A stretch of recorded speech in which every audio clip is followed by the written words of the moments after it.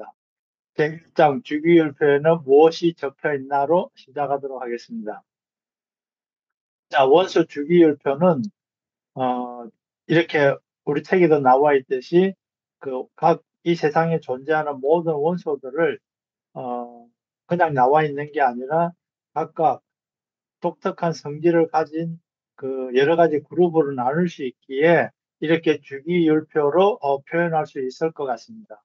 그런데 이 주기율표를 이해를 하려면 주기율표 또는 물리 또는 화학에 쓰이는 각 그 용어들을 잠깐만 이해를 하고 넘어가면 훨씬 더 재밌을 것 같아서 책에 나와 있는 그 주기율표 원소들이 갑자기 튀어나와서 특히 그 이과 공부를 많이 하지 않은 분들은 조금 더 어려울 것 같아서 그 원소를 이해하고 나면 훨씬 재밌을 것 같아서 원소를 좀, 그 용어들을 설명을 해놨습니다. 제일 처음에 이해해야 될 게, 우리가 모든 그 물질의 기본적인 태소 입자는 원자라는 것은 다 알고 있는데, 그 원자에서 파생되어 나온 몇 가지 용어들을 약간만 구별하고 이해할 수 있으면 더 좋을 것 같습니다. 먼저 원소와 원자를 구별을 해야 되는데, 원자는 쉽게 말해서 어떤 물질로서 구체적인 어떤 그 물리 또는 화학적인 그 채소 입자를 이야기하는 거고, 원소는 그 원자를 개념적으로 설명해서 나눈 그 추상적인 어떤 단어가 되겠습니다. 그걸 그 용어를 과학적으로 이제 설명을 해 놓으면 물질을 이루는 기본 성분으로 화학적인 방법으로 더 이상 다른 물질로 분해되지 않는 성분이긴 한데 구체적인 어떤 물질보다는 그 하나의 그 추상적인 개념을 이야기한다고 생각하면 책을 읽거나 할 때 훨씬 도움이 될 것 같습니다. 그다음에 원자는 우리가 알다시피 화학 원소의 특성을 잃지 않는 범위에서 도달할 수 있는 물질의 기본적인 채소 입자라고 이해하면 됩니다. 그다음에 몇 번 이야기하긴 하지만 정확하게 생각을 못 해보고 많이 쓰는 용어 중에 하나가 이온이라는 겁니다. 원자 또는 분자의 특정한 상태를 나타내는 용어로 전자를 잃거나 얻어 변화를 띠는 원자 또는 분자. 즉, 모든 원자에는 정해진 전자가 있는데 전자가 하나 또는 하나가 더 생기거나 더 달라붙거나 하나가 더 떨어져 나가면 그 균형을 이루던 변화가 바뀌어서 양전자, 양의 전기 또는 음의 전기를 띠는 상태를 이온이라고 하게 됩니다. 어, 간단하게 하나의 특징으로 이야기하게 되면, 원자가 이온 상태가 되면 굉장히 어떤 그러니까 화학적인 반응을 일으킬 수 있는 그 급격한 성질을 띠게 되어서 이온화가 되게 되면 다른 물질과 급하게 어, 합쳐지거나 또는 분해가 돼서 성질이 바뀌는 상태를 많이 나타나게 됩니다. 그 다음에 우리 이 책에서는 분자라는 데 대해서는 설명이 거의 없기는 한데 그 원자나 또는 원소 이온들은 화학에서는 조금 많이 이야기하진 않고 기본적인 것으로 설명을 하게 되고 어떤 화학의 그 기본적인 활동이나 또는 화학적 변화를 할 때는 분자라는 개념으로 많이 이해를 해야 되고 또는 원자랑 분자랑 큰 차이가 없기는 하지만은 분자 상태가 돼야 다른 물질로 바뀌거나 어떤 그 화학적 변화를 나타낼 때 훨씬 더 이해를 하기 쉬워서 분자가 뭔지는 조금만 더 이해를 하게 되면 이 책 뒷부분이나 또는 앞으로 다른 화학에 관련된 책을 읽을 때 도움이 될 것 같습니다. 분자는 원자들이 화학 결합을 통해 이루어진 단위체, 어떤 물질 고유의 정체성을 유지하면서 그 물질을 구성하는 최소의 단위체, 말 자체가 더 어렵긴 하죠. 하지만 어, 모든 물질은 우리가 접하는 상태에서는 원자라는 그런 개념보다는 그 각 물질의 독특한 성격을 나타낼 수 있는 제일 기본 단위, 성질을 나타낼 수 있는 기본 단위는 분자라고 생각을 하는 게 더 빨리 이해가 될 것 같습니다. 이 오른쪽에 나와 있는 주기율표는 책에 나와 있는 걸 쭉 설명해 놓은 거고요. 그 다음에 분자는 조금 전에 얘기했듯이 그 아보가드로라는 사람이 분자라는 개념을 많이 설명을 해 놓아서 간단하게 설명을 하면 두 개 이상의 원자가 공유 결합에 의해서 일정한 형태로 결합한 것 또는 독립된 입자로 행동한다 볼 수 있는 원소 자체를 의미한다. 즉 하나의 원자 또는 하나 이상의 원자가 합쳐져서 분자가 되고 분자가 됐을 때 우리가 알고 있는 물질의 특성들을 나타내게 됩니다. 분자라는 개념을 처음 제안한 것은 이 오른쪽에 나와 있는 아보가드로라는 사람으로서 그의 분자설은 아보가드로의 법칙으로 나타나게 되면서 그 원자나 원소에 관한 것은 물리 또는 화학의 기초 분야를 할 때 잘 설명하게 되고 화학적 어떤 공부를 하게 될 때는 분자 개념으로 이해하는 게 더 좋을 것 같습니다. 또 마찬가지로 이런 원소 주기율표를 나타내는 그 용어 중에 원자핵, 양성자, 중성자, 원자번호, 전자 책에서는 바로 설명이 되어서 이해가 안 될 때는 이걸 다 읽지는 않겠지만은 이렇게 정리를 좀 해봤으니까 이해가 안 되더라도 우리 홈페이지에 띄워놓을 테니까 시간 나실 때는 한번 쭉 읽어보시면 아마 책을 읽을 때 많이 도움이 될 것 같습니다. 자, 그 중에 또 하나가 유기율표란 것은 처음부터 이렇게 표로 정리가 된 게 아니라 물질의 각 원소들은 비슷한 성격을 띠기도 하고 어떤 규칙이 있는 것 같긴 한데 그게 무엇일까라고 생각을 하긴 했지만은 그걸 구체적으로 만드는 사람이 드미트리 멘델레프라는 사람입니다. 이 사람은 각 원소의 독특한 성격들을 보고서 이 성격이 주기적으로 나타난다는 개념을 생각하기 시작해서 그 사람 나름대로 하나의 표를 만들어서 주기율표란 걸 만들게 되었습니다. 이게 1869년에 해상되는 거고요.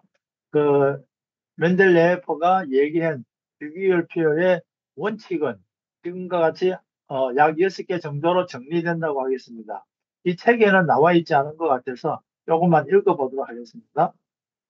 원소들은 원자량에 따라 배열하면 성질의 주기성이 나타난다. 즉 1주기, 2주기 쭉 되풀이 되면서 전하가 1가냐, 2가냐, 3가냐, 4가냐 그런 식으로 주기가 나타난다는 것이고 화학적 성질이 유사한 원소들은 원자량이 유사하거나 원자량이 규칙적으로 증가한다. 즉 양성자와 중성자가 하나씩 하나씩 늘어나기 때문에 그 자연수적인 어떤 증가한다는 법칙을 이야기하는 거고요. 원자량이 증가함에 따라 원자가도 증가하며 원자량 값이 원소의 성질을 결정한다. 즉 하나의 원소는 그 원자가 또는 원자량 값이 그 원소의 독특한 성질을 띠게 되어서 어, 이게 원자가 또는 원자량 값이 독특하기 때문에 그 원소의 성질을 결정하는 제일 큰 요인이 되겠습니다. 그다음에 멘델레프가 설명하기를 자기는 그 당시에 나와 있던 모든 원소들을 정리를 하면서 이 원소들 이외에 새로운 원소는 계속 발견이 될 것이며 또는 몇 가지 원소의 원자량은 수리등이 될 것이다 라고도 얘기했고요. 그 다음에 자기가 알고 있는 각 원소들의 성질에 따라서 배열을 했기 때문에 그때까지 발견되지 못했던 원소들이 이 사이사이에 채워줄 거라는 것을 이 사람이 예언을 했고 과연 그대로 거의 어, 이 사람이 만든 주기율표에 어, 거의 빈칸을 채워가듯이 발견되게 돼서 아마 그 화학적 생각을 정리하는 데는 이 사람만큼 큰 발견한 사람도 많지는 않을 것 같습니다. 재미삼아서 이 사람이 이 주기율표 외에 또 하나를 주장을 했는데 알코올에 대해서 알코올은 40도일 때 가장 이상적인 맛과 안정한 구조를 가지며 적당량 섭취는 인체에 무해하다고 주장을 해서 이게 지금까지 나와 있게 되고 러시아 속담은 그 넓고 큰 나라 추운 나라답게 400리가 못 되면 거리가 아니고 영하 40도가 아니면 추위가 아니며 40도가 못 되면 술이 아니다라고 하는 재밌는 이야기를 했습니다. 그 다음에 또 마찬가지로 그 주기율표에 전행원소, 주기원소, 족주기 이와 같이 계속적인 용어를 설명을 하게 되고요. 그 다음에 우리가 물질이라는 것이 설명하는 그 기준 중에 이 두 가지를 조금 생각을 해야 되는 게, 물질이라는 것은 질량이 있으며 부피를 차지하는 존재를 물질이라고 얘기하며, 우리가 생각하고 있는 추상적인 생각, 관념 이런 걸 제외한 건 모든 것을 물질이라고 할 텐데, 크게 두 가지. 물체의 질량은 물체가 포함하고 있는 물질의 양이며, 물체의 부피는 물체가 점유하고 있는 공간의 양을 이야기한다고 할 수 있겠습니다. 책에는 또 결국에는 양자화학이라는 것을 설명을 간단하게 해놨는데, 화학의 분야 중 하나로 양자역학의 여러 원리를 화학적인 면에서는 어떤 것이냐라는 것을 연구하는 학문이 양자화학이며, 원자와 전자의 움직임부터 분자 구조와 물성 또는 화학 반응을 이론적으로 설명하는 학문 분야이다. 하지만 양자화학은 뭐냐면, 아까 얘기한 기본 원리만 해당이 되기 때문에 각 원소의 성질에 대해서 설명을 하고 나면, 그 다음에 그 분자적으로 어떤 반응을 일으키는지는 그 화학의 전체적인 그 학문적인 내용이 되겠습니다.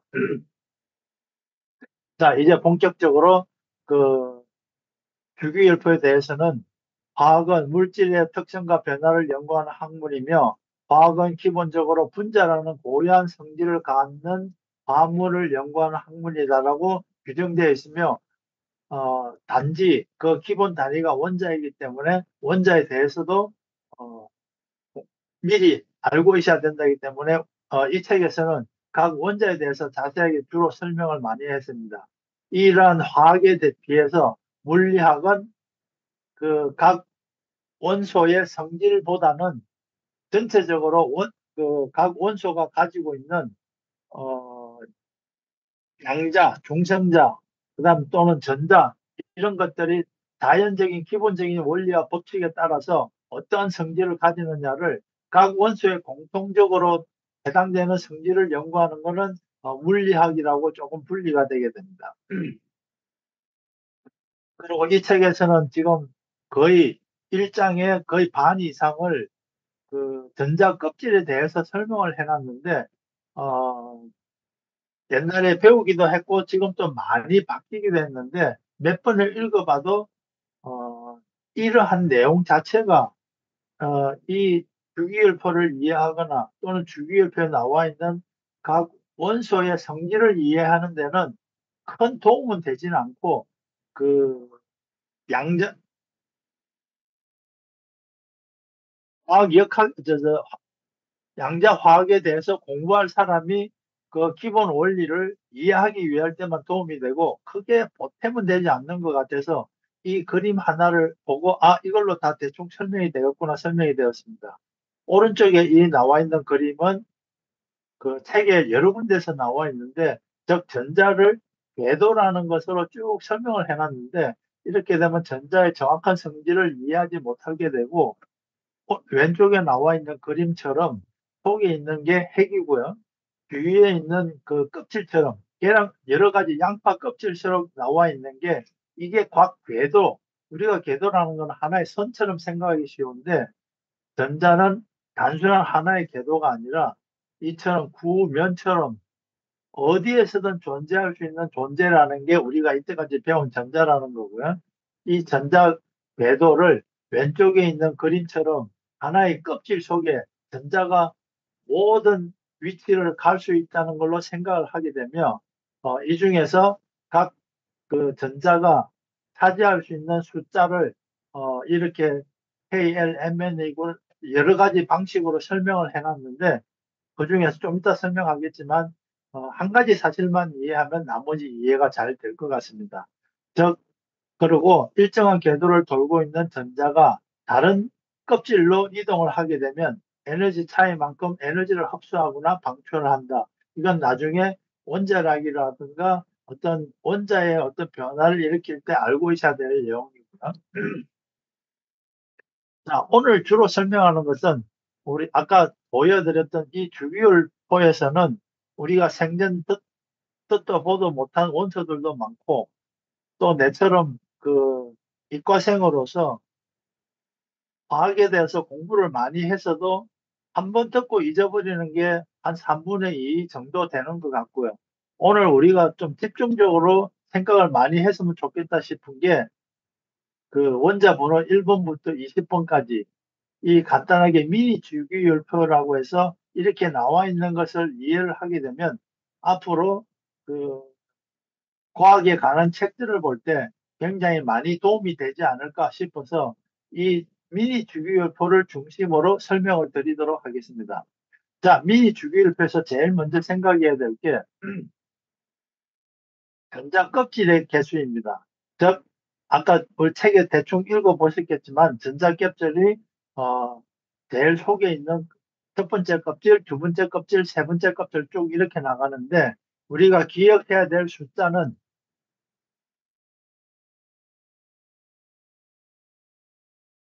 288만 생각하시면 될 것 같습니다. 즉 뭐냐면 그 1주기에 있는 수소와 헬륨은 그 전자 껍질이 속에 포함되는 전자의 정원은 두 개입니다. 즉, 첫 번째 궤도에는 전자가 하나 또는 두 개 또는 없거나 되기 때문에 그 첫 번째 궤도에는 전자가 꽉 다 차게 되면 두 개로 끝나게 됩니다. 즉 뭐냐면 수소와 헬륨은 첫 번째 궤도에 전자가 있고 그 안에는 없기 때문에 전자가 하나 또는 두 개이고 그다음부터 세 개가 되면 그 궤도에 있는 게 아니라 두 번째 궤도 또는 두 번째 전자 껍질에 전자가 위치하게 됩니다. 즉 전자가 전부 다 세 개라면 첫 번째 껍질에 두 개가 있고 세 번째부터는 두 번째 껍질에 존재하게 되는데 두 번째 껍질에 전자의 정원도 8개가 됩니다. 즉 뭐냐면 두 번째 껍질 속의 전자가 리튬은 전자가 그 원자 번호가 3이기 때문에 그 중성 상태의 원자로서는 전자도 3개가 되게 되고요. 이때에 3개가 이긴 하지만은 첫 번째 궤도에 2개가 되고 두 번째 2개가 꽉 차게 되면 두 번째 궤도에 전자가 차지하게 되면서 첫 번째 궤도는 다 찼기 때문에 그 화학적 성질을 나타내지 않고 두 번째 궤도에 있는 전자가 리튬은 하나, 베릴륨은 두 개, 붕산은 세 개, 탄소는 네 개. 즉 전자가 하나, 둘, 셋, 넷, 다섯, 여섯, 일곱, 여덟 개가 있게 됩니다. 여기서도 마찬가지로 총 정원은 8개 있기 때문에 첫 번째 그 1쪽에 나와 있는 모든 원자들은 맨 마지막 껍질 속의 전자는 하나이기 때문에 이 수소와 리튬, 나트륨, 칼륨은 비슷한 성질을 띠게 됩니다. 즉 뭐냐면 전자가 그 정원을 다 차지하고 난 나머지 독특한 성질을 나타내는 전자는 하나이기 때문에 이게 일족이라 그러게 되고요. 두 번째 베릴륨, 마그네슘, 칼슘은 그 네 개는 앞에 얘기한 기본 두 개를 빼고 나면 독특한 성질을 나타내는 전자는 두 개고 그 다음에 마그네슘은 12번 마그네슘은 전자가 12개인데 조금 전에 얘기했듯이 288 기억하면 첫 번째 두 개, 그 다음 두 번째 8개, 합계 10개를 빼고 나면 12개 중에서 10개를 빼고 10개는 독특한 성질을 표현하지 않고 나머지 12개 중에 28, 즉 10개를 빼고 난 나머지 두 개가 독특한 성질을 나타내며 베릴륨, 마그네슘, 칼슘은 독특한 성질을 나타내는 마지막 껍질 속에 전자가 두 개인 게 이족이 됩니다. 옛날에 저희들이 배울 때는 여기에 13, 14, 15, 16, 17, 18이 아니라 여기도 3족, 4족, 5족, 6족, 7족, 8족을 많이 설명을 했습니다. 즉 뭐냐면 13족이긴 하지만은 예를 들면 알루미늄은 3족, 즉 13개 중에 조금 전에 얘기했던 이 8을 빼고 나면 전자가 3개라고 생각이 돼서 그 활동성이 있는 전자가 3개인 3족이 더 해당이 되고 그 다음에 칼슘과 실리콘, 규소는 활동성을 나타내는 전자가 4개가 되게 됩니다. 그 다음에 여기 15족은 쉽게 이야기하면 간단하게 생각하면 5족이라도 할 수 있고요. 나트륨은 총 전자가 7개인데 그 중에 2개는 제일 속껍질이 있어서 독특한 성질을 나타내지 않고 나머지 5개가 독특한 성질을 나타내는데 이것을 5개의 전자가 있다고도 할 수 있지만은 제일 마지막 껍질이 정원이 전자가 8개이기 때문에 8개인데 5개가 있기 때문에 3개가 모자란다고 생각하게 돼서 오히려 이 15족의 원소들을 뭔가 화학적인 공부를 할 때는 전자가 3개가 모자라는 것이라고 생각하면 되고요. 그 다음에 16쪽은 앞에 기본 그 첫 번째 껍질, 두 번째 껍질 2개 또는 10개를 빼고 나면 각각 6개가 전자가 남게 되고 전자가 6개가 있다는 것은 그게 8개짜리 정원이 차려면 2개가 모자란다고 생각되며 그 다음에 여기 거꾸로 이제 17개가 17쪽은 마지막 점자 껍질에 7개가 차 있기 때문에 1개가 부족하다. 즉, 이 전체 그 주기율표에서 첫 번째 것은 전자가 하나가 남고, 제2족은 전자가 2개 남고, 제3족은 전자가 3개가 남으며, 그 다음에 제4족은 전자가 3개가 남거나, 4개가 남거나 4개가 모자라는 상태. 그 다음에 15족은 전자가 5개가 남거나 3개가 모자란다고 할 수 있고, 그 다음에 16쪽은 전자가 6개가 있기 때문에 2개가 모자란다고 생각할 수 있고, 17쪽은 제일 마지막 껍질에 전자가 7개이기 때문에 7개가 이기도 하지만 하나가 모자란다고 생각을 하게 됩니다. 그 다음에 제 18쪽은 2개는 전자가 2개이고 원자 번호가 10번, 즉 전자가 10개면 조금 전에 아까 288만 기억하면 된다 그랬잖아요. 10이라는 숫자는 2 더하기 8이기 때문에 모든 궤도에 전자가 꽉 차 있기 때문에 변하지 않는 또는 굉장히 안정된 원자가 되겠습니다. 그래서 18쪽은 헬륨, 네온, 아르곤은 다른 물질과 반응을 하지 않는 안정된 성질을 나타내며 자, 조금 전에 설명했듯이 1쪽은 하나 남고 2족은 2개 남고 3족은 3개. 이게 무슨 의미가 되느냐면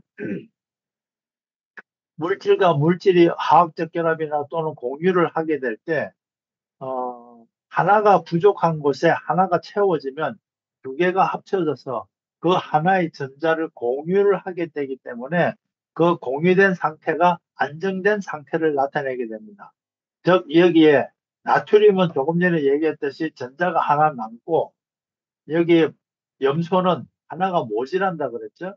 즉 나트륨과 연소는 하나는 남고 하나는 모자라기 때문에 나트륨 원자와 염소 원자는 모이기만 하면 합쳐져서 하나 모자라는 데는 하나를 빌려오고 하나 남는 데는 하나를 빌려줘서 이 두 원소의 결합이 된 상태에서는 전자가 균형을 이루게 되어서 굉장히 안정된 상태로 나타나게 됩니다.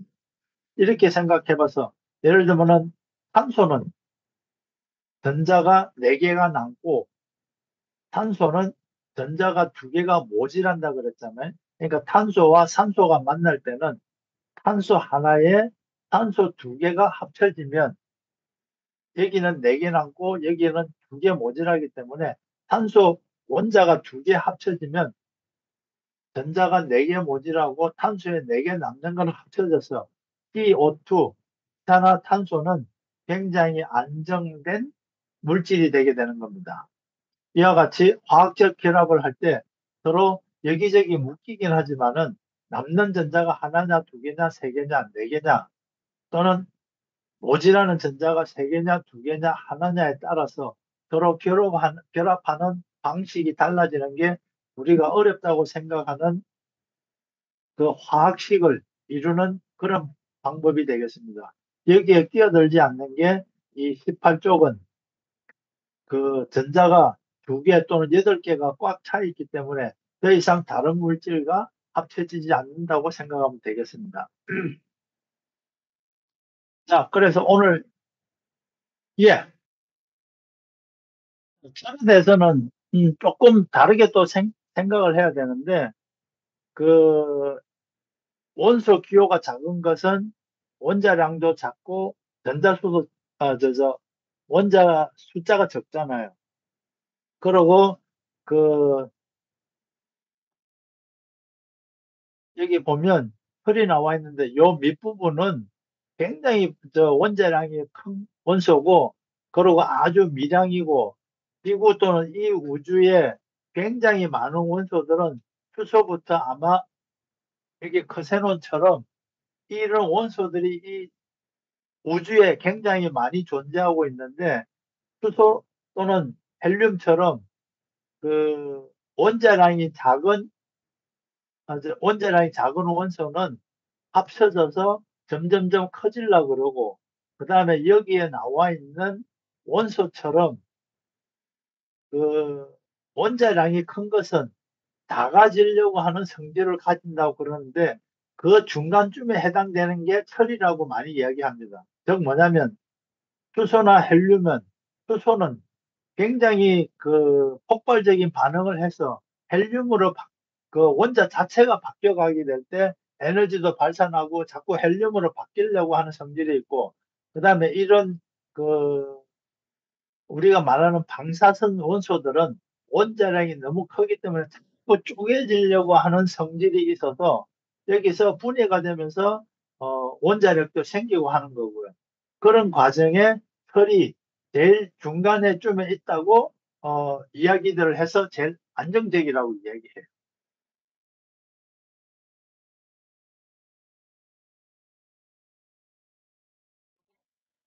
이해가 됐습니까?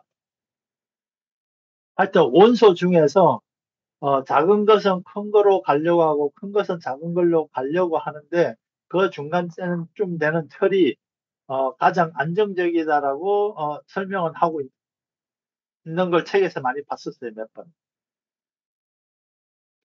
이렇게 이야기해서 그 조금 전에 말한 주기율표에는 세세하게 얘기는 하지는 않았는데, 처음에는 아까 얘기한 껍질이 왜 288이 되는지를 열심히 설명을 해놨는데, 이걸 이해하는 거는 앞으로 공부하는데 큰 도움이 되는 것 같지는 않고, 원자가 제 첫 번째 껍질에서는 2개, 두 번째 껍질에서는 8개, 그 다음에 세 번째 껍질에서도 8개가 되면 안정된 상태를 이루기 때문에 그 나머지 전자가 그 각 원소의 독특한 성질을 표현한다. 끝까지 이해하면 될 것 같고, 조금 전에 얘기한 각 원소를 다 설명하는 것보다는 여기에 1번부터 20번까지의 미니 주기율표에 나오는 각 원소들이 어떤 식으로 존재하며 이 지구상에 또는 우리 실생활에 어떻게 보이는지를 어,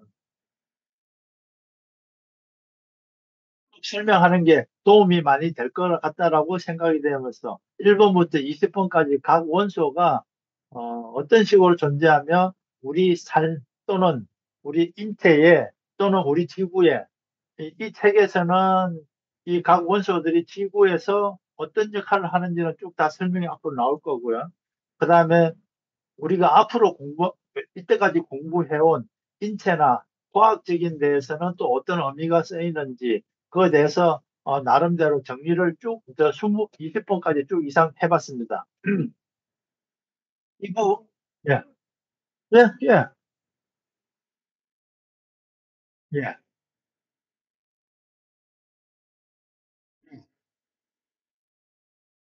예, 첫 번째 껍질이요. 왜 껍질이라고, 예. 우리가 빨리 생각을 약간 바꿔야 될 게, 이 그림만 자꾸 보잖아요. 그러면 요 선 안에서 전자가 돈다라고 생각을 하게 되기 쉬운데, 이렇게 되면 전자의 그 위치를 어떤 선으로 생각하기 쉬운데, 그 실제로 우리가 어, 이 안에 핵이잖아요. 이게 껍질을 절반으로 쪼개놨는데, 예를 들면 제일 마지막 네 번째 껍질이잖아요. 전자 하나가 이 면 전체를 다 돌아다니면서 존재한다고 생각을 해야 될 것 같아요. 껍질 자체가 존재하지 않는 거예요. 껍질이라는 게 별도로 존재하는 게 아니라 껍질이라고 표현을 하는 거죠. 이 전자가 위치할 수 있는, 생각보다는 그 양자와 전자와의 거리는 일정해요.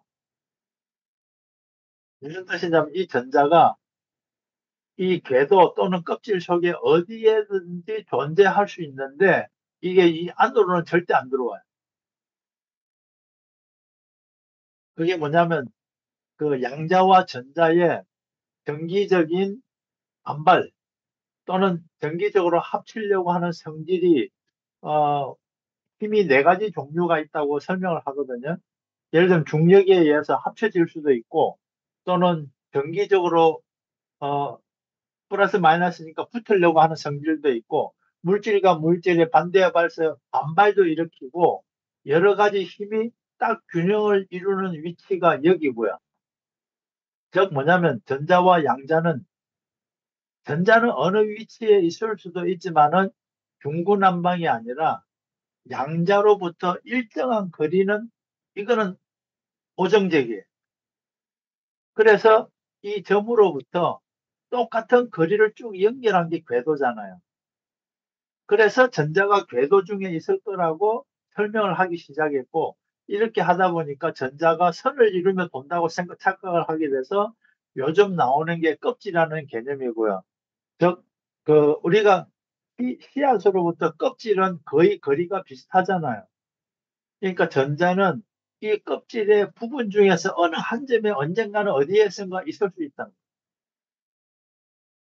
그리고 그 껍질 자체가 존재하는 게 아니라 거리가 제일 한 번 뭉쳐 있고 여기서 전자가 세 개가 되면 두 개만 요 안에 차지할 수 있고 세 번째 전자는 그 같이 존재를 못 해요. 그게 우리가 말하는 두 번째 껍질이라. 어, 하여튼 아까 얘기한 데 중요한 거는 그 궤도나 껍질을 이루는 이유는 전자와 양자 간의 거리는 항상 일정하다. 즉 일정한 점 어디에선가 존재할 수 있는 게 전자다. 라고 생각을 해버리면 껍질 또는 궤도가 이제 조금은 이해가 될 것 같고요. 근데 내가 이때까지 책을 쭉 읽어보니까 더 이상 이해하려고 하면 머리만 아프고 조금 전에 말한 각 원소가 우리 일상에 어떤 위치를 차지하고 있는가, 어, 내 나름대로 책을 여러 군데 보면서 정리를 쭉 해놨으니까, 시간 나시면 이걸 쭉 읽어보면 오히려 빨리 이해가 될 것 같고요. 수소는, 선생님, 그러면 네, 리튬은 네, 그 두 번째, 그러니까 네. 핵은 3이라 써 있고, 다는 2로 돼 있는데, 그럼 껍질이 3개라는 거예요, 리튬이? 아니요. 아, 네. 리튬은 전자가 세개죠. 네, 전자가 3개. 그, 전자가 세개인데 아까 얘기했잖아요. 껍질의 정원은 두 개, 여덟 개라고.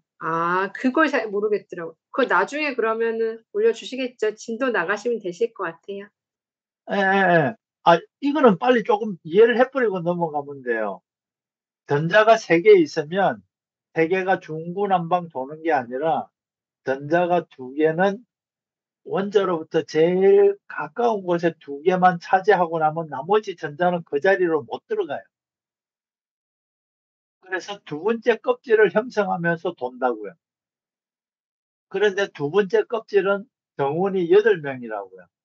첫 번째 껍질은 2명, 두 번째 껍질은 8명. 그래서 원자가 예를 들면 3개면 첫 번째 껍질이 2개니까 두 번째 껍질은 하나만 있잖아요. 그래서 이게 일족이 되는 거라고. 예를 들면 나트륨이 11개잖아요. 전자가 11개면 왜 전자가 하나인 수소랑 성질이 비슷하냐? 11개이지만 첫 번째 껍질에 2개, 두 번째 껍질에 8개가 꽉 차버리면 이거는 성질을 안 나타내고 11개이기 때문에 2개, 8개를 제외한 나머지 1개가 이 맨 마지막 껍질에 전자가 몇 개 있냐가 그 원자의 독특한 성질을 나타낸다고. 그럼 그 한 개 그래서 남은 거도 껍질 하나 더 들어가서 한 개가 있는 거예요? 그렇죠. 저 이게 지금 네. 나트륨은 껍질이 세 개라고요. 그쵸. 껍질 세 개겠죠. 나트륨이. 이제 이해했어요. 그 어, 껍, 원자 핵을 둘러 쓰고 한 껍질 안에 정원 2명 들어가고 그 다음 껍질 정원은 껍질에 8개. 8개 들어가게 되고 나머지 세 번째 애들이 껍질에 하나가 들어가야 세 되고. 번째 껍질에. 그래서 11이고 나트륨 이렇게 하라는 예, 거죠. 이해하시면 되고요. 예를 네. 들면은 맨 끝에 저 클로리움 뭐가 더 설명하기 쉬울까? 우리가 가끔 황 이야기 하잖아요. 황이 16번. 자, 황은 이야기할 때 아까 이야기한 게 16쪽이잖아요. 16쪽이면 그냥 정원이 2개 가고 그 다음 두 껍질 개, 8개 8개 가고 가고 그 여섯 다음에 개가 남죠. 6개가 세 번째 껍질에 들어가 있는 거네요. 그렇죠. 6개가 세 번째 껍질에 음. 있기 때문에 남는 전자가 6개이기도 하고 모지라는 전자가 몇 개죠? 2개잖아요. 8개를 채우려면 2개가 모자라잖아요. 지금 저 황이 오지가 뭐예요, 오지가? 에? 오지라고 했어요, 지금요? 아니요. 네. 모자란다고요. 모자란다고. 모지라시. 모지란다고. 그러니까 가운데 핵이 있고 그 다음부터 그러니까 뭐 2개, 상상을 8개. 하자면 껍질이라는 게 그러니까 의자라고 생각하시면 네. 핵이 있고 그 다음 첫 번째 의자는 2명밖에 못 앉는 거예요. 의자가 2개죠. 2명밖에 못 앉고 그 다음에 둘러쳐진 껍질은 8개. 의자는 8명이 앉는 거야. 그러니까 이제 의자에 안에서부터 앉는데 2명이 앉고 8명이 앉았으니까 10명이 앉았고 그 뒤로부터 오는 사람들은 그 다음 6개. 의자에 앉을 수밖에 없는 거잖아요. 네, 네. 6개. 그렇게 이해를 하면 되는 거죠. 예. 그다음 이게 왜 중? 6개가 그 황의 성질을 낸다는. 그렇죠. 황의 성질은 6개라 이거죠. 네네네네네. 자, 6개라는 뜻은 뭐죠? 마이너스 2개잖아요. 8개를 채우고 싶어 하니까. 6개를 왜 채우고 싶어 해요? 8개를 채우면 안정되잖아요. 껍질,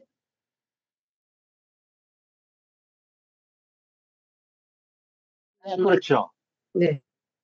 껍질에 정원이 다 차면 원자가 안정되게 존재할 수 있어요. 그러니까 마지막 껍질이 6개면 6개로도 존재하긴 하지만 2개가 모자라 그러잖아요. 8개가 채우면 안정되니까. 그래서 황이 수소를 만나면 수소는 남는 껍질이 몇 개라 그랬죠? 하나잖아요. 첫 번째 껍질에 하나만 있잖아요. 저 전자가. 네. 그래서 황이 수소를 만나면 황 하나에 수소가 2개가 달라붙으면 껍질이 8개가 되잖아요. 네. 황은 6개, 네. 수소는 하나씩 있으니까 2개. 네. 그래서 황하고 수소하고 만나면 황화수소는 항상 H2S예요. 수소 2개랑 황이 항상 달라붙는다고요. 네. 그래서 우리가 원자식 쓸 때 황화수소 그러면 H2S라 그러지 HS라고는 안 해요. 뭐냐? HS가 되면 하나의 수소가 나타날 때까지 계속 싸돌아 다니는 거예요. 어서 와, 어서 와. 그러고 수소가 하나 더 달라붙어서 H2S가 되면 네. 여기 수소의 원자 하나, 그다음에 황의 수소 6개, 전자 6개 합쳐져서 H2S가 되면 더 이상 다른 원자가 필요하지 않은 안정된 분자가 되는 거예요. 황화수소. 우리가 알고 있는 모든 화물은 이런 식으로 연결이 돼요. 예를 들면 아까 예, 셀레늄을 예를 들면 셀레늄도 그러면 앞에 2개, 8개 차고 그 다음에 32개가 세 번째 껍질에 들어가 있는 거예요? 몇 번이요? 잘 안 보여. 셀레늄 34. 34. 네. 얘는 그럼 어떻게 채워져요? 어디 있나? 34 셀레늄. 황 밑에 있는 애. 34요? 네, 황 밑에 있는 애. 자, 아까 288 얘기했잖아요. 네. 288 한 몇 개죠? 18개. 18개. 아까 전자가 몇 개죠? 셀레늄이? 34개. 34개잖아요. 네. 18개 빼고 나면 몇 개가 남죠? 음, 10개가 남죠. 네. 다시 28 채우고 나면 6개가 남잖아요. 네네. 그래서 16쪽이라고요, 셀레늄이. 288 없어진, 채운다. 네. 조금 이해가 그래서 가기 시작합니다. 네, 그렇게 이해하게 되면 셀레늄은 그 6개만 채워져 있는 분자라고요. 이게 셀레늄이 마찬가지로 수소랑 만나면 H2SE가 되지 다른 건 안 된다 이 말이에요.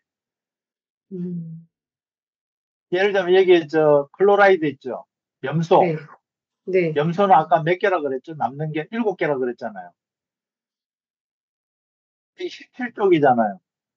네. 여기 염소가 17쪽이고 아까 뭐라 그랬죠? 7개라 그랬잖아요. 7개. 네. 1, 2, 3, 4, 5, 6, 7, 8이잖아요. 전체 개수가. 염소는 17번이니까 전자를 2개, 8개 채우고 나면 10개는 없는 거랑 똑같다고요. 네. 7개가 남잖아요. 네. 7개가 남으니까 수소만 만나면 짝이 잘 맞단 말이에요. 합계가 8개가 되니까. 네. 네. 그래서 수소와 염소가 만나면 항상 HCl이라고요. 이게 뭐죠? 염산이요. 네네. 그리고 수소가 불소와 만나면 무조건 HF밖에 안 돼요.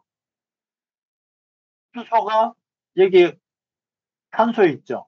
탄소는 몇 개라 그랬죠? 원자가? 전자가 6개라 그랬잖아요. 네. 전자가 6개니까 수소를 만나면 수소 2개랑 합치면 8개가 될 수 있잖아요. 네네. 그러니까 산소는 수소랑 만날 때는 항상 H2O라고요. 네네네. 그러면 안정된 상태인 물이 된다고요. 네. 네네네네. 네네네. 네네. 근데 자, 일쪽은 남는 전자가 하나, 나트륨도 하나, 칼륨도 하나. 칼륨하고 염소하고 합쳐지려면 KCl밖에 안 돼요. 이 중에서 제일 우리가 일상생활에 제일 또 많이 생각할 수 있는 게 탄소는 14족이죠. 그냥 원자가 몇 개예요? 남는 전자가 4개잖아요. 네네. 2개 빼고 4개. 네. 4개가 4개가 남아있죠. 그 다음에 네. 산소는 6개가 남아있죠.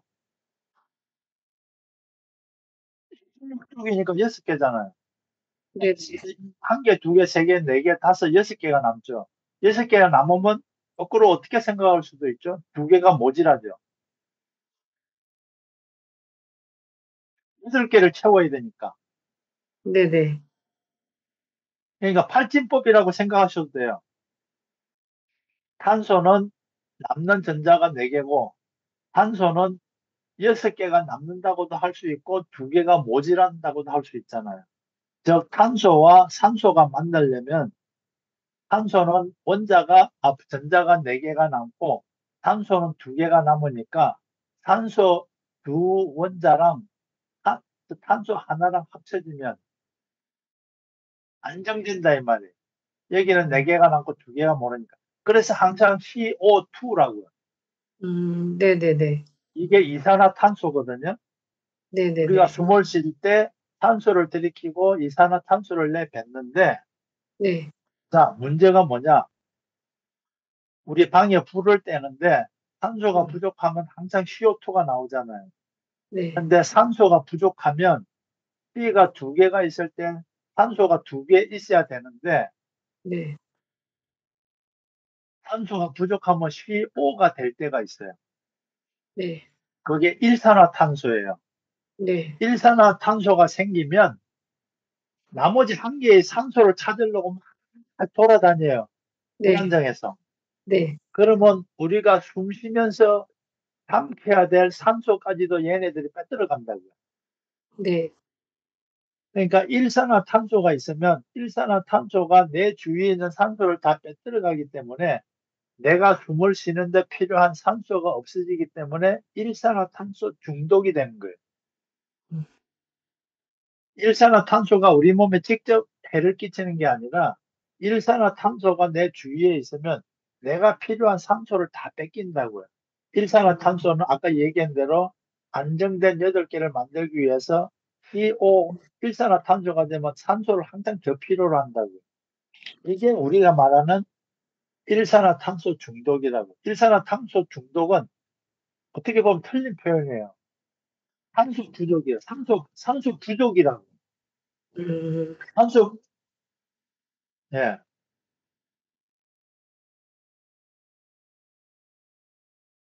일산화탄소가 우리 몸에 들어오면 혈액sek에 있는 산소를 다 빼들어 간다고. 우리가 숨을 쉬면 공기를 통해서 우리 폐 속에 들어왔다가 폐 허파과리에는 혈액이 지나가요. 그러면 그 속에 얇은 막에서 우리 혈액 속에 있는 산소를 주고 폐 속에 있는 이산화탄소를 뱉어내고 폐 속에 있는 산소를 찾아간다고요. 이게 우리가 호흡하는 거라고요. 그러니까 이산화탄소를 자꾸 빼내고 산소를 빼내야 되는데 들이마시는 공기 중에 일산화탄소가 많으면 일산화탄소가 탄소가 혈액 속으로 들어와야 되는데 일산화탄소가 혈액 속으로 들어와야 할 산소를 다 빼들어 가버린다고요. 다 빼들어가 지가 이산화탄소가 돼가 나가버린다고요. 그러니까 우리가 마실 산소가 없어지는 거예요. 그 이유가 아까 얘기한 대로 전자 8개를 맞추기 위해서 오지랖 항상 찾는 게 모든 물질의 성질이라고. 네, 네. 아, 손호연 선생님이 너무 친절하게 인내심을 갖고 설명해 주셔서 제가 조금 예. 접수가 되고 있습니다. 한두 번만 더 하면 더 이제 이해가 될 것 같고, 이렇게 해서 이제 수소의 성질은, 이게 그 나무 위키나 다른 책들을 참조해서 써놓은 거니까 다 이해는 못하지만 한번 읽어보면 우리가 앞으로 자연학 공부를 할 때 수소가 뭔지를 조금은 빨리 이해될 것 같고요. 첫 번째 수소는 원자 번호가 1번인 물질이 되겠습니다. 그 다음에 수소라는 것에 대해서 설명하다 보면 버터와 마가린에 관한 재미있는 얘기도 나와서 이게 버터와 마가린이 어떻게 만들어지는지, 그 다음에 수소가 어떤 역할을 하는지 쭉 나와 있으니까 읽어보시도록 하고요. 이거는 어렵거나 그렇지는 않은데 정리를 해놓은 거니까. 자, 이 부분에 대해서 조금만 더 이해하면 좋습니다. 우리 이 우주에 존재하는 모든 물질 중에서 제일 간단한 게 수소고요. 두 번째 간단한 게 헬륨이라고 그래요. 즉, 수소는 원자 핵 속에 양성자가 하나만 있고 주위에 전자가 하나만 돌아요. 그래서 원자 번호도 1번이고 양성자 하나, 전자 하나인 제일 간단한 물질이고요. 이 우주가 빅뱅에 의해서 뭔가 팡 생겨날 때 전 우주에 이 수소부터 꽉 차기 시작했어요. 수소가 제일 먼저 만들어지고 제일 먼저 간단하게 이루어진 물질이라는 존재예요. 그 외의 거는 없었는데 빅뱅에 의해서 점점점 아주 고도의 높은 열과 압력이 생기면서 무엇이 생기기 시작하느냐면 수소와 수소가 합쳐지거나 여러 가지 작용에 의해서 헬륨이라는 게 만들어지고요. 자, 헬륨이 만들어질 때 뭐냐면 양성자가 두 개고 전자가 두 개가 단순히 되는 게 아니라 그러면 수소 분자가 돼요. 뭐냐면 이제 새로이 중성자라는 게 생겨나요. 중성자는 원자 핵 중에 한 부분이긴 한데 양성자와 달리 전기적 작용이 없는 거고, 그래서 원자 핵 속에는 중성자 두 개와 양성자 두 개가 합쳐지게 돼요. 중성자가 왜 필요한지는 물리적으로 이제 그때부터 또 공부를 따로 해야 돼요.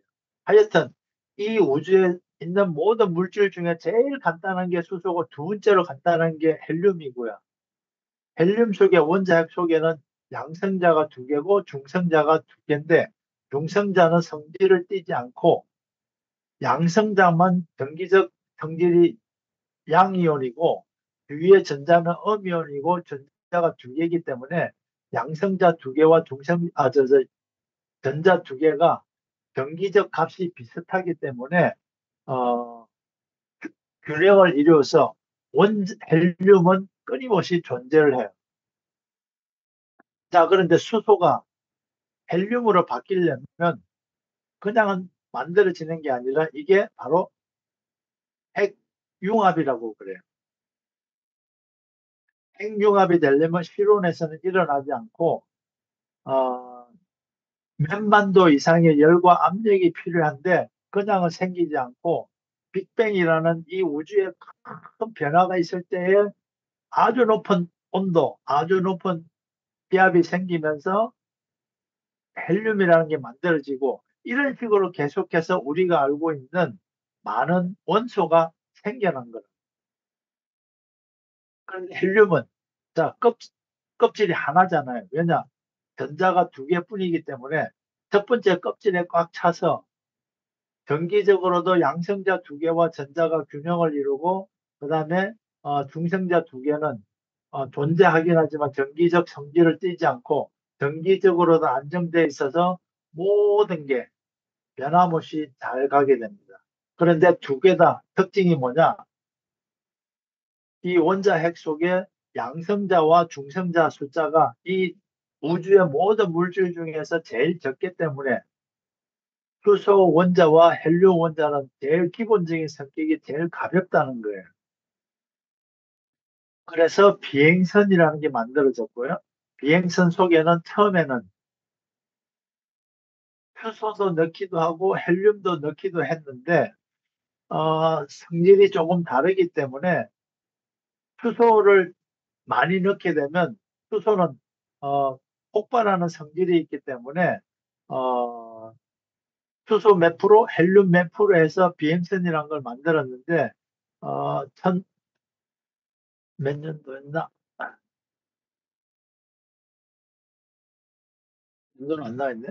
어, 독일에서 유명한 브란덴부르크 비행선이 출발하는 날인가 언젠가에 미국에서 헬륨을 주로 수입을 해야 되는데 그때 국제적으로 관계가 안 좋아서 미국에 헬륨을 수출하지 않아서 독일에서 만든 비행선의 헬륨 양을 줄이고 수소 양을 늘리는 바람에 뭔가 자극이 돼서 폭발을 하게 돼서 그 뒤로 비행선이라는 이 괜찮은 교통수단이 점점 거의 없어져 가고 있는 단계고, 결론은 뭐냐?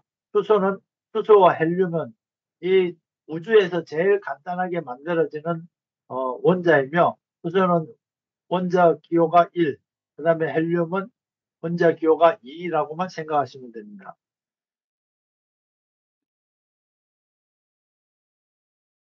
그다음에 이게 비행선에 관해서 비행선을 워낙 좋아해서 비행선에 관한 자료를 모아본 거고요. 그 다음에 헬륨은 조금 전에 얘기한 것처럼 헬륨이 무엇이며 또 수소는 폭발하기 때문에 우리가 알고 있는 풍선도 입으로 공기를 불면 무거워서 날아가지를 못하는데 헬륨을 넣으면 우리가 내뿜는 숨보다는 훨씬 가볍기 때문에 이처럼 어, 풍선을 하늘 높이 띄우는 풍선을 만들게 됩니다. 그 다음에 독특한 것은 어, 우리 헬륨을 입안에 넣고 조금 마시고 말을 하거나 그러면 말이 영 이상해지고, 그 다음에 헬륨은 뭐 광각작용도 있고 뭐 이런 게 있다는 게 쭉 헬륨에 관한 설명이고요.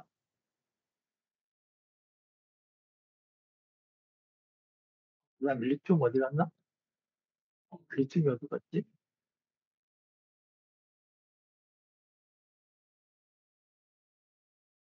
리튬이 할 때 어딘가 빠질. 자, 네 번째, 베릴륨이라는 것에 대해서도 마찬가지로 어, 지구에서는 굉장히 생각보다는 양이 굉장히 작은 거며, 이 베릴륨이 우리 생활에서 우리가 실생활에서는 잘 접하지 못하지만 이 지구상에서 또는 우리 생활하고는 어떤 관계가 있는지 쭉 설명을 해 놓은 거고요. 그 다음에 마찬가지로 붕산, 그 다음에 탄소, 이렇게 쭉 설명을 해 있는 거고요. 그 중에서 탄소는 조금 생각을 해야 될 게, 모든 생명의 기본적인 요소이기 때문에 수소, 산소, 원소, 질소, 이 네 가지 원소가 생명의 기본이라고 많이 얘기하게 돼서, 앞으로 어떤 그 과학 공부를 하게 될 때 탄소의 공부에서, 탄소는 하나의 책으로도 나와 있을 정도로 많이 중요하니까 시간 나시면 정리를 해놓은 거 쭉 읽어보시면 되고요.